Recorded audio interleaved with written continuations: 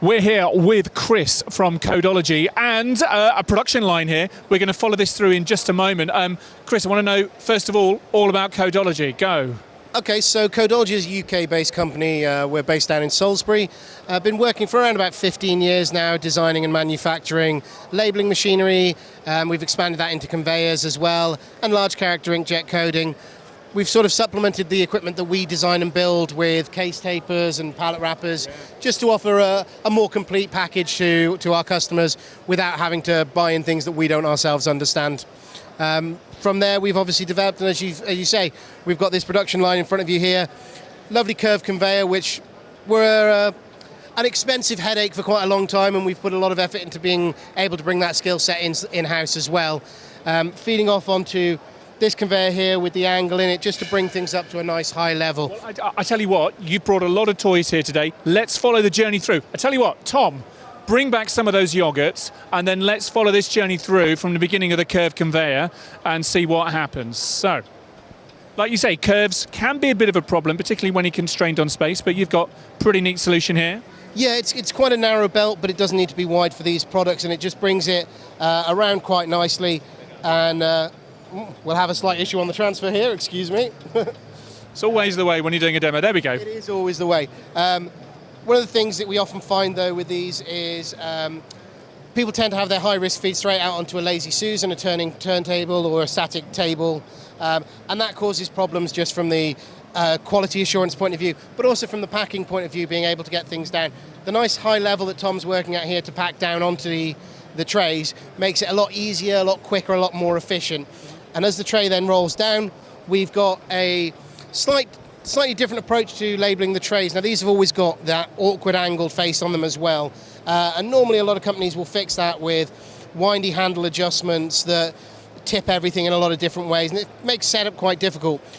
We've taken a much more utility approach to it, and we've just angled the conveyor. Yeah. That allows us to put the face here that we've got on the tray level with the beak labelling it, and you get that nice level labelling without the complexity of the setup, which makes life a lot easier for the operators. Understood. Right, so that's one neat little line here.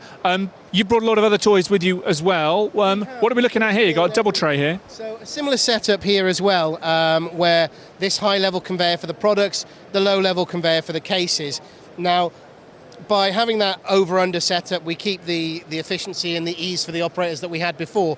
But by having the driven belt underneath, what that means is you can make this almost any length, and you can have operators either side of it. They can put the cases under, and normally we just have a hanging tray that would hold the top of the box closed, and then it'll run all the way down to a simple manually adjusted case sealer at the end before feeding on for labelling onto the side of the box as normal. As you can see, it's a little bit crowded on the stand at the moment. That's good news for you, surely. I tell you what, let's just wander in here so we can see a bit more about what's going on. So yeah, as you can see here, we've got the over-under supply, and I'll grab the box that's already been taped because that'll make it nice and easy for us.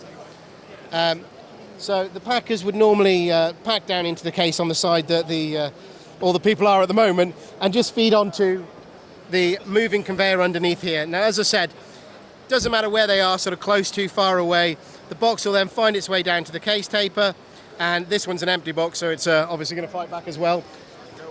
That'll then go through, be taped top and bottom, and once it comes clear of the taper, we've got the standalone print and apply with its own conveyor as well, printing, applying that label to the outside, and that takes us down to the end of the stand where we're actually feeding into our neighbours Olympus and their palletizing system, so worth having a chat with them about that too. Yeah, and we are going to be coming back to Olympus, but there we are. There is a nicely Codeology PPMA 2019 in partnership with Olympus Automation. Like I say, we'll be speaking with Olympus later on. Thank you very much indeed for chatting us through that and showing us around the corners of your production line here.